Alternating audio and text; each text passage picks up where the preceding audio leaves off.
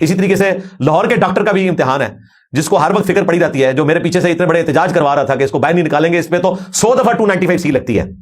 اب پتہ چلے گا کہ تو اس کے ساتھ کیا کرتا ہے، جو ہر وقت تیری تعریف کرتا رہتا ہے، یہ ثمر تاری۔ اب پتہ چلے گا کہ تو عشق فرقہ میں مبتلا ہے یا عشق رسول میں مبتلا ہے۔ کے اندر جلد نمبر 5 صفحہ نمبر 214 پر یہی بات بیان کی ہے کہ اس سے مراد وہ بکری ہے جو نر بکرے کی تلاش میں کبھی ادھر جاتی ہے اپنی خواہش کو پورا کرنے کے لیے، تاکہ وہ بکرا اس کے ساتھ جفتی کرے۔ تو کیا یہ سارے محدثین معاذ اللہ گستاخ ہیں؟ یہ سارے محدثین ان سب پر 295 سی لگانی چاہیے، ان کی معاذ اللہ قبروں کو اب بدنام کرنا چاہیے، جن کے توسط اور وسیلے سے اور واسطے سے ہم تک دین پہنچا ہے، احادیث شریفہ پہنچی ہیں، وہ سارے گستاخ ہو گئے۔ بسم اللہ الرحمن الرحیم، الحمدللہ رب العالمین والصلاة والسلام علی سید الانبیاء والمرسلین وعلی آلہ واصحابہ اجمعین، اما بعد۔ محترم سامعین و حاضرین، دجال روا صدی، فرقہ پلمبریا کے بانی، چھوکروں کے امام اور استاذ مرزا جونیئر مرزا دجال نے اہل سنت کے ایک نامور مفتی سمر قادری صاحب زیدہ شرفوہ کے اوپر الزام لگایا ہے کہ معاذ اللہ انہوں نے نبی پاک صاحب الاولاق احمد مجتبیٰ جناب محمد مصطفیٰ صلی اللہ علیہ وسلم کی صریح گستاخی کی ہے، نعوذ باللہ من ذالک۔ انہوں نے پچھلے دنوں صراحتاً رسول اللہ کی گستاخی کی صلی اللہ علیہ وآلہ وسلم، خود سے ایک جھوٹی حدیث بنا کے منسوب کی، اور صرف جھوٹی نہیں تھی، بےہودہ تھی، گستاخانہ تھی، بے حیائی پر مبنی تھی۔ اور اس نے یہ نہیں کہا کہ یہودی کہتے تھے یا کرسچنز کہتے تھے، یہ گاڑی والی سرکار نے خود کہا، المعروف گاڑی والی سرکار، یعنی کہ مفتی سمر عباس اتاری حفظہ اللہ تعالی، خود سے اس نے ایک حدیث بنائی، منافق کی مثال بیان کرتے ہوئے نبی اسلام کی طرف منسوب کر دی۔ پاکستان کے قانون کے تحت اس پہ 295 سی لگتی ہے، جبکہ یہ بالکل صریح الزام ہے۔ جس بات کی بنیاد پر مرزا پلمبر نے گستاخی کا الزام لگایا ہے وہ بات کتابوں میں موجود ہے۔ یہ مرزا کی جہالت بلکہ اجہل ہونے کا بین ثبوت ہے۔ یہ وہی وقت ہے کہ جب جہلاء امت کے رہنما بن کر فتوے دینے لگ جائیں تو وہ خود بھی گمراہ ہوتے ہیں اور دوسروں کو بھی گمراہ کرتے ہیں۔ دعویٰ اس کا علمی کتابی ہونے کا ہے، جبکہ یہ فلمی کذابی، اس کو علم کی ہوا بھی نہیں لگی۔ جو بات ائمہ محدثین نے بلکہ دیگر علماء دیوبند اور علماء وہابیہ نے بھی لکھی، الغرض کے تمام لوگوں نے اس پر کلام کیا، مرزا نے اس کا صریح انکار کر دیا، کہا کہ ایسی حدیث ہے ہی کوئی نہیں۔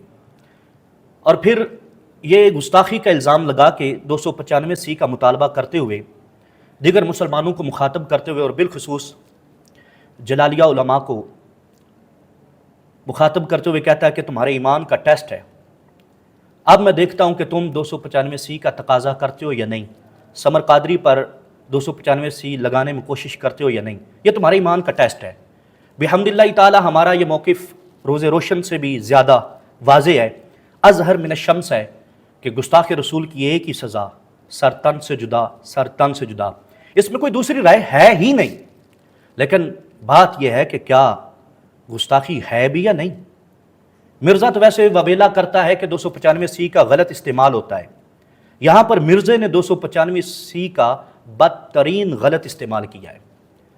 جس بنیاد پر یہ کہہ رہا تھا کہ یہ حدیث شریف کتابوں میں نہیں ہے اور یہ انہوں نے نبی پاک صلی اللہ علیہ وسلم کی طرف جھوٹ منسوب کیا ہے، اور جھوٹ منسوب کرنے کی وجہ سے یہ گستاخ ٹھہرے ہیں، لہٰذا ان پر 295 سی کاٹی جائے۔ مرزا پلمبر کو اس بات کی خبر ہی نہیں ہے کہ یہ حدیث شریف صحاح ستہ میں سے مسلم شریف اور سنن نسائی شریف میں موجود ہے۔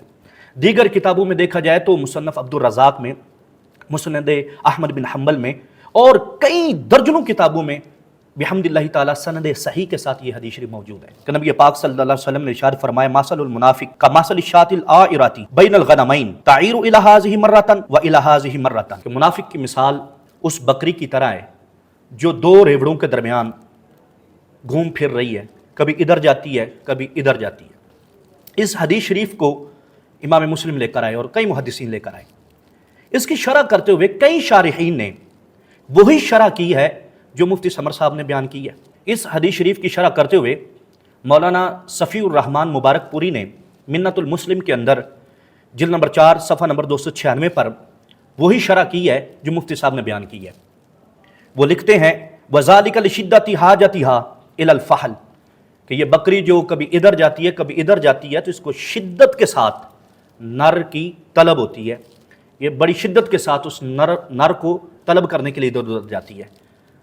اس چیز کو بیان محدثین کرتے آ رہے ہیں، شارحین حدیث کرتے آ رہے ہیں، اور حدیث شریف موجود ہے۔ دوسرے نمبر پر اس حدیث شریف کی شرح کرتے ہوئے علامہ شیخ محمد بن علی بن آدم اپنی کتاب البحر المحیط میں بیان فرماتے ہیں، یہ جلد نمبر 43 ہے، صفحہ نمبر 297 اور 98 ہے، اکثر استعمال فی الناقہ، کہ آئرہ کا اکثر استعمال ناقہ اونٹنی کے بارے میں ہوتا ہے، لیکن وہ ایک اونٹ سے دوسرے اونٹ کی طرف جاتی ہے لیضربہ الفحل، تاکہ نر اس کے ساتھ جفتی کرے۔ اونٹنی ایک اونٹ سے دوسرے اونٹ کی طرف اس لیے جاتی ہے کہ وہ اس کے ساتھ جفتی کرے۔ پھر کہتے ہیں سمت تسیا فی المواشی، پھر اس معنی میں وسعت آ گئی اور سارے جانوروں میں یہ استعمال ہونے لگا۔ تو لفظ آئرہ تھا تو اونٹنی کے لیے، لیکن یہ بکری کے لیے بھی استعمال ہونے لگا، لہٰذا آئرہ وہ بکری ہوتی ہے جو ایک بکرے سے دوسرے بکرے کی طرف جاتی ہے، کس لیے؟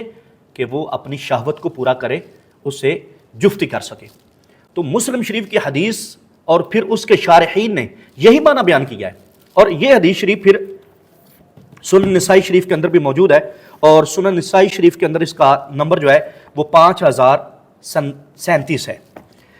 اس کی وضاحت کرتے ہوئے بھی شارحین نے یہی بات کی ہے۔ مثال کے طور پر امام جلال الدین سیوطی رحمۃ اللہ علیہ اور علامہ سندھی کے حاشیے کے ساتھ جو سنن نسائی شریف چھپتی ہے، اس کی جلد نمبر 8 صفحہ نمبر 124 پر لکھا ہوا ہے وہی اللاتی تطلب الفحلہ، اس مراد وہ بکری ہے جو نر کو تلاش کرتی ہے، طلب کرتی ہے، فتردد بین قطیعین، وہ دو گروہوں کے درمیان، دو ریوڑوں کے درمیان متردد ہوتی ہے، کبھی ادھر جاتی ہے کبھی ادھر جاتی ہے، اور پھر ولا یستقر مع احدہما، کسی ایک کے ساتھ بھی قرار نہیں پکڑتی، اسے کسی ایک جگہ استقرار حاصل نہیں ہوتا، وہ بکری سرگرداں ہوتی ہے کبھی ادھر کبھی ادھر۔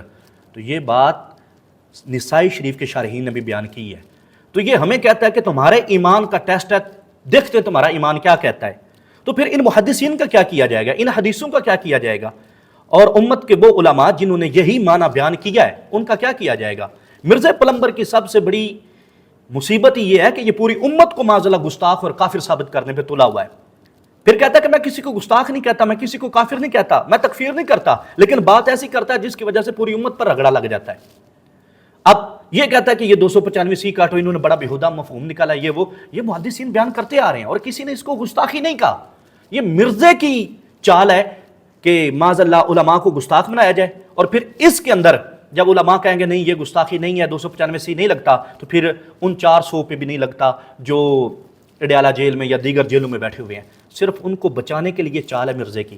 جبکہ آپ اس حدیث شریف کے شارحین کو دیکھیں تو نسائی شریف کی شرح کرتے ہوئے علامہ شیخ محمد بن علی بن آدم نے نسائی شریف کی شرح ذخیرۃ العقبہ فی شرح المجتبی جلد نمبر 37 صفحہ نمبر 386 پہ یہی بات کی ہے، الآئرۃ اللاتی تخرج من الابل الی اخری، کہ آئرہ وہ اونٹنی ہوتی ہے جو ایک اونٹ سے دوسرے اونٹ کی طرف جاتی ہے تاکہ وہ اس کے ساتھ جفتی کرے، اس کے ساتھ صحبت کرے۔ پھر کہتے ہیں کہ وقال سندھی، جو امام سندھی نے کہا ہے وہی اللاتی تطلب الفحلہ، اس مراد وہ ہے جو فحل کو تلاش کرتی ہے، نر کو تلاش کرتی ہے، نر کی طرف جاتی ہے۔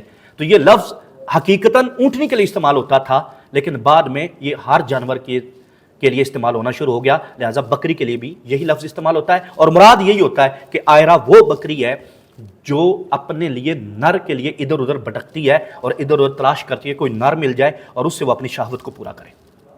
تو حدیث شریف اور حدیث شریف کے شارحین وہ یہی معنی بیان کر رہے ہیں۔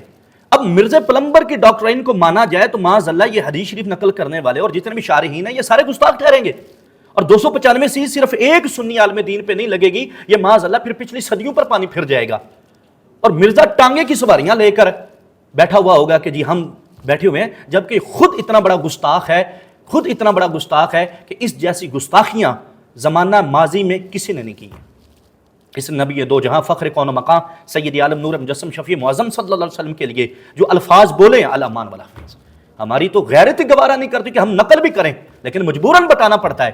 تو اپنی گستاخیوں پر پردہ ڈالنے کے لیے، اور وہ جو اس کی برادری کے سینکڑوں گستاخ اپنی سزا کے منتظر جیلوں میں بیٹھے ہوئے ہیں، ان کو بچانے کے لیے چلیں چل رہا ہے، اور پھر ہمیں کہہ رہا ہے کہ تمہارے ایمان کا ٹیسٹ ہے. ہم اپنے ایمان کا ٹیسٹ ہر موقع پہ دیتے ہیں، دے رہے ہیں، اور انشاءاللہ مرتے دم تک ہم دیتے رہیں گے. ہم پیچھے ہٹنے والے نہیں ہیں. نعوذ باللہ من ذالک، استغفر اللہ، اللہ نہ کرے، خدا نہ خواستہ کہ یعنی سرکار کی گستاخی اگر ہمارا باپ بھی کرے نا تو ہم صحابہ کی سنت ادا کرتے ہوئے اس کی بھی گردن اتار دیں گے.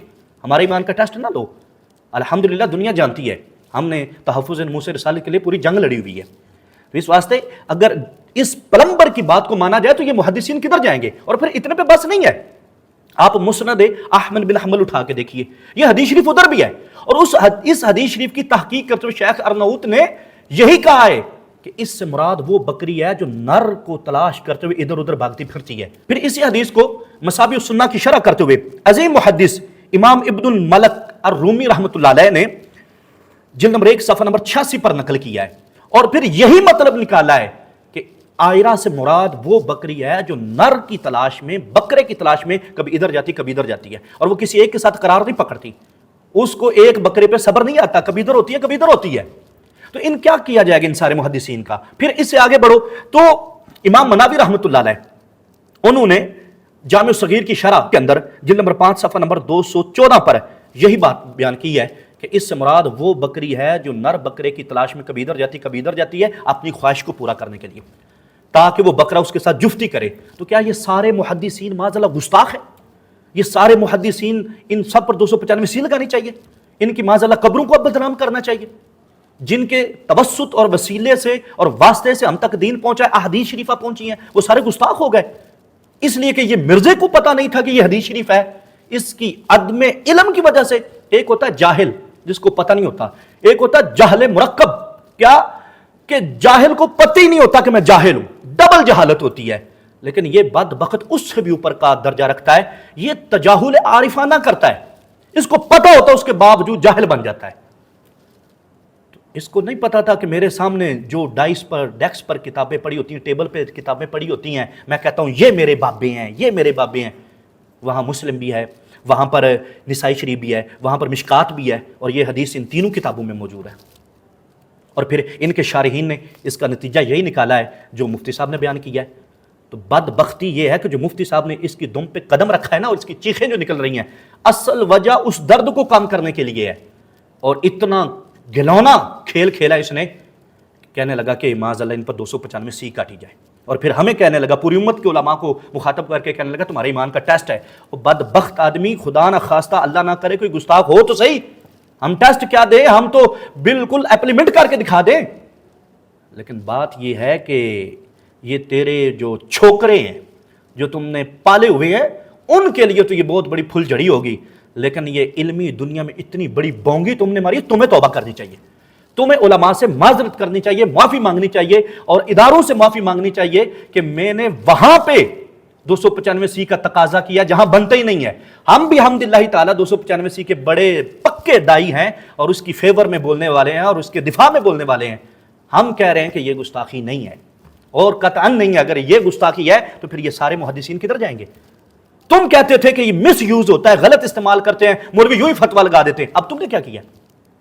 مرد کا بچہ بن، اگر غیرت ہے، ہونی تو نہیں لیکن پھر بھی اگر تم میں کوئی دم خم اور غیرت ہے تو معافی مانگ، یا پھر لکھ کے دے دے، سب کو بتا دے ویڈیو میں کہ جتنے علماء کے ہم حوالے دے رہے ہیں، جتنے محدثین نے یہ مفہوم بیان کیا ہے، معاذ اللہ معاذ اللہ معاذ اللہ، تیرے کاغذوں وہ سارے گستاخ ہیں، وہ سارے گستاخ رسول ہیں معاذ اللہ. پھر اس سے آگے بڑھیں، یہ سلسلہ رکتا نہیں ہے، درجنوں حوالہ جات موجود ہیں. ہمارے پاس اتنا وقت نہیں ہے کہ ہم وہ آپ کو بیان کریں، اور لوگ زیادہ لمبی گفتگو سنتے بھی نہیں ہیں. آگے چلیں. علامہ محمد بن اسماعیل میر صنعانی، جن کا سن وفات 1182 ہجری ہے، انہوں نے بھی جامع الصغیر کی شرح التنویر کے اندر جلد نمبر 9 صفحہ نمبر 540 پر یہی بات کی ہے کہ آئرہ سے مراد وہ بکری ہے جو نر بکرے کی تلاش میں ادھر ادھر بھاگتی ہے تاکہ اپنی خواہش پوری کر سکے، اپنی شہوت پوری کر سکے، وہ اس سے جفتی کرے.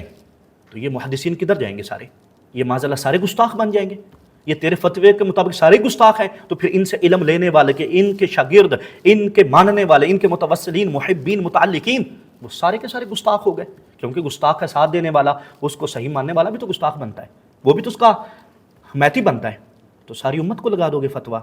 شرم آنی چاہیے. اور یہ جو چھوکرے ہیں نا ادھر ادھر کے، جو تحقیق کے میدان کو چلو میدان میں اترنا تو دور کی بات ہے، کبھی دیکھا بھی نہیں یہ تحقیق کا میدان ہے، وہ بھی کہہ رہے ہوتے ہیں نہیں نہیں یہ گستاخی ہے گستاخی، اور طرح طرح کی پوسٹیں لگا رہے ہیں۔ بدبختو دیکھو تو صحیح تمہاری یہ بات کہاں تک جا رہی ہے۔ محترم ناظرین، یہ بات یہیں پہ نہیں رکتی، چونکہ مفتی صاحب نے مشکات شریف کا حوالہ دیا تھا تو زیادہ فوکس ہم مشکات شریف پر کرتے ہیں۔ مشکات شریف کی شرح کرنے والے صاحب مشکات کے استاذ محترم حضرت علامہ شرف الدین حسین بن عبداللہ طیبی رحمۃ اللہ علیہ، انہوں نے مشکات شریف کی شرح کرتے ہوئے جلد نمبر 2 صفحہ نمبر 510 پہ کیا لکھا ہے کہ آئرہ سے مراد وہ بکری ہے جو نر کی تلاش میں ادھر ادھر بھاگتی ہے، بھٹکتی ہے، ادھر ادھر گھومتی پھرتی ہے تاکہ وہ اپنی طلب کو پورا کر سکے، وہ نر سے جفتی کر سکے۔ یہ معنی بھی بیان کیا ہے کہ وہ ایک جگہ قرار نہیں پکڑتی۔ اب ان پر بھی فتویٰ لگایا جائے، ان کو بھی معاذ اللہ گستاخ رسول کہا جائے گا۔ دوسرے نمبر پر اسی حدیث شریف کی شرح کرتے ہوئے سلطان المحدثین سلطان ملا علی قاری رحمۃ اللہ علیہ نے مرقات شرح مشکات میں یہی وضاحت کی ہے کہ آئرہ سے مراد وہ بکری ہے جو نر بکرے کی تلاش میں ادھر ادھر بھاگتی ہے، ماری ماری پھرتی ہے کہ نر بکرا مل جائے اس سے شہوت کو پورا کیا جا سکے۔ اور آپ نے ایک آگے بھی جملہ لکھا، انما ہی اسیر شہوتھا، یہ اپنی شہوت کی اسیر ہوتی ہے، یہ قیدی ہوتی ہے شہوت کی ماری ماری ادھر ادھر بھاگ پھر رہی ہوتی ہے۔ تو کیا کیا جائے ان محدثین کا؟ اور ملا علی قاری رحمۃ اللہ علیہ وہ ہیں جن کی تعریف یہ مرزا پلمبر خود کر چکا ہے۔ اور پھر دیوبندی بھی توجہ کریں کہ وہ خود کو حنفی کہتے ہیں، تو یہ ملا علی قاری رحمۃ اللہ علیہ احناف کے کتنے بڑے محدث ہیں، انہوں نے بھی اس حدیث کی یہی شرح کی ہے۔ تو معاذ اللہ کیا سب پر گستاخی کا فتویٰ لگا دیا جائے؟ یہ سب گستاخ ہو گئے، اور بدبختو تم جاہل ہو، تم اجہل ہو، تمہیں علم نہیں ہے، جبکہ یہ بات تو درجنوں کتابوں میں موجود ہے۔ تیسرے نمبر پر برکت الرسول فی الہند شیخ محقق علی الاطلاق شیخ عبدالحق محدث دہلوی رحمۃ اللہ علیہ، آپ نے جو مشکات شریف کی فارسی شرح کیا اشیاۃ اللمعات، اس کی جلد نمبر 1 صفحہ نمبر 76 پر آپ نے یہی معنی بیان کیا ہے، یہاں مراد وہ بکری ہے جو نر بکرے کی تلاش میں ادھر ادھر بھٹکتی ہے شہوت کو پورا کرنے کے لیے، جو نر بکرے کی طلب میں ادھر ادھر گھوم پھر رہی ہوتی ہے۔ تو کیا معاذ اللہ جس شخصیت کی وجہ سے اسلام پھیلا اور بالخصوص علم حدیث برصغیر میں پھیلا، اس کو بھی گستاخ کہہ دیا جائے؟ وہ بھی گستاخ ہو گئے، کتنوں کو گستاخ بنائیں گے؟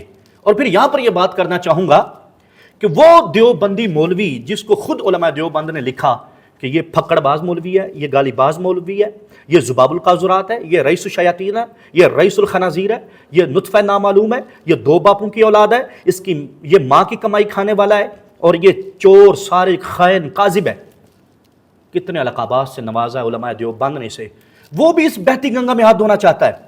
اور اس بدبخت کو بھی پتہ نہیں تھا کہ علماء محدثین وہ اس حدیث کی کیا شرح کر کے آئے ہیں، کابرین کیا کر چکی ہے۔ اس نے بھی ایک پوسٹ لگا دی، دیکھو جی بریلویوں کے علامہ صاحب نے یہ کیا کر دیا، گستاخی کر دیا، ایسا ہو گیا ویسا ہو گیا۔ اور بدبخت آدمی کم از کم اپنے گھر کی تو خبر نہیں ہوتی۔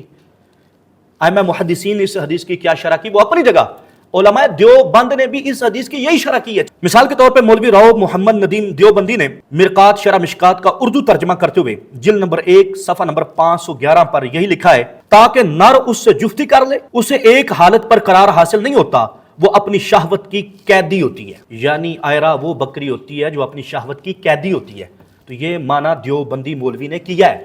لہٰذا اگر فتویٰ مفتی سمر عباس اتاری قادری صاحب پر لگے گا تو پھر اس دیوبندی پہ بھی لگے گا، پھر سب پہ لگے گا، پھر ایک پہ نہیں رہے گا۔ تو ہم کہتے ہیں بدبختو سوچو، کہتے ہیں علمی کتابی کتابوں سے کبھی واسطہ بھی پڑا ہے۔ پھر دوسرے نمبر پر دیوبندی مولوی ہیں مفتی حارث عبد الرحیم فاروقی قاسمی، ان کی کتاب فیض مشکات جلد نمبر 1 صفحہ نمبر 113، انہوں نے کیا لکھا ہے، اس حدیث میں اللہ تعالیٰ کے نبی صلی اللہ علیہ وسلم نے منافق کو شہوت پرست بکری سے تشبیہ دی ہے کہ جس طرح یہ بکری نر کی تلاش میں ادھر ادھر ماری پھرتی ہے، اسی طرح منافق۔ اب کیا فرق رہ گیا مفتی صاحب کے معنی بیان کرنے میں اور آپ کے مفتیوں کے معنی بیان کرنے میں؟ اور پھر یہ پلمبر یہ فقط یہیں پہ نہیں ٹھہرے گا، مفتی صاحب پہ نہیں ٹھہرے گا، یہ سب پر بھونکے گا اور سب کو کہے گا یہ معاذ اللہ گستاخ ہے، پوری امت کو گستاخ بنائے گا، اور پہلے بھی یہ بنا چکا ہے۔ تیسرے نمبر پر علامہ نواب قطب الدین خان دہلوی، انہوں نے جو کتاب لکھی ہے شرح مشکات کے اندر مظاہر حق، اس کی جلد نمبر 1 صفحہ نمبر 136 پر کیا لکھا ہے، منافق کی مثال اس بکری سے دی گئی ہے جو اپنے نر کی تلاش میں ادھر ادھر ماری ماری پھرتی ہے، نر کی تلاش میں ادھر ادھر ماری ماری پھرتی ہے۔ تو یہ معنی تو سب دیوبندیوں نے بیان کیا ہوا ہے۔ انہیں دیوبندیوں کے ایک مولوی جن کا نام مولوی شبیر الحق کشمیری دیوبندی ہے، انہوں نے مشکات شریف کی اردو شرح کی ہے خیر المفاتی کے نام سے، جلد نمبر 1 ہے، صفحہ نمبر 143 ہے۔ وہ لکھتے ہیں کہ منافق کا حال اس بکری جیسا ہے کہ جو بکری اپنے مخصوص ایام میں ہونے کی وجہ سے اپنی جنسی خواہشات کو پورا کرنے کے لیے نر کی تلاش میں ہے، جنسی خواہشات کو پورا کرنے کے لیے نر کی تلاش میں ہے۔ تو جو معنی مفتی صاحب نے بیان کیا وہ تو تمہارے علماء نے بھی بیان کیا، اور پھر یہ میں پہلے کتنے حوالے دے چکا ہوں کہ ائمہ محدثین اس معنی کو بیان کرتے آ رہے ہیں، تو معاذ اللہ سب کو کہہ دیا یہ سب گستاخ ہیں، اور بالخصوص یہ پھکڑ باز یہ لگائے گا فتویٰ اپنے دیوبندی پر۔ 4 حوالے دیے سر دست، اور بھی موجود ہیں۔ پھر غیر مقلدین وہابیہ، چند حوالے شروع میں دے چکا ہوں، آگے بھی 2-4 حوالے دے دیتا ہوں، یہ بھی اس بیتی گنگا میں ہاتھ دھونا چاہتے ہیں۔ وہابیہ کے شیخ الحدیث مولانا عبید اللہ مبارک پوری نے کہا ہے والعائرۃ ہی التی تطلب الفحل فتردد بین قطیعین ولا تستقر مع احدہما، کہ اس سے مراد وہ بکری ہے جو نر بکرے کی تلاش میں سرگرداں ہے، کبھی ادھر جاتی کبھی ادھر جاتی، بھٹک پھر رہی ہے، ادھر ادھر جا رہی ہے تاکہ اپنی شہوت کو پورا کر سکے، اور وہ کسی ایک پر استقرار نہیں کرتی، ایک پہ صبر نہیں کرتی۔